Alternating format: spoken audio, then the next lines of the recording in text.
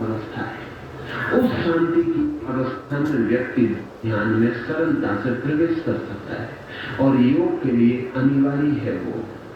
तो अपनी चर्या को सब तरफ से जांच परख कर लेनी चाहिए, किसी नियम के अनुसार नहीं, अपनी जरूरत के नियम के अनुसार, किसी शास्त्र के अनुसार नहीं, अपनी स्वयं की प्रकृति के अनुसार।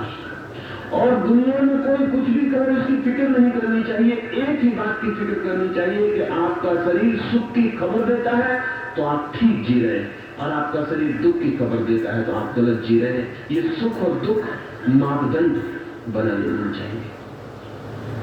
अति श्रम कोई कर ले तो भी नुकसान होता है, श्रम बिल्कुल न करे तो भी नुकसान हो जाता है। फिर उम्र के साथ बदलाव होती, बच्चे को जितना श्रम जरूरी है बूढ़े को उतना जरूरी नहीं।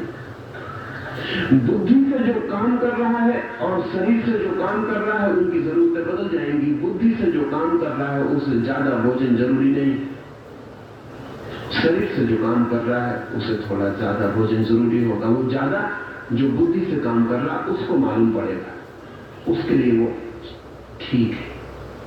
जो शरीर से काम कर रहा है उसे और किसी श्रम की अब जरूरत नहीं कि वो शाम को जाके टेनिस खेले, वो पागल है। लेकिन जो बुद्धि से काम कर रहा है उसके लिए शरीर के किसी श्रम की जरूरत है, उसी किसी खेल को, तैरने को, दौड़ने को कुछ ना कुछ उपाय करना पड़ेगा।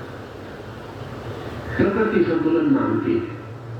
हेनरी फोर्ड ने अपने संस्मरण में लिखवाया है कि मैं भी एक पागल हूं, क्योंकि जब एयर कंडीशनिंग आई तो मैंने अपने सब भवन एयर कंडीशन कर दिए। कार भी एयर कंडीशन हो गई। अपने एयर कंडीशन भवन से निकल के मैं अपनी पोर्च में अपनी एयर कंडीशन कार में बैठ जाता हूं। फिर तो बाद में उसने अपना पोर्च भी एयर कंडीशन करवा लिया।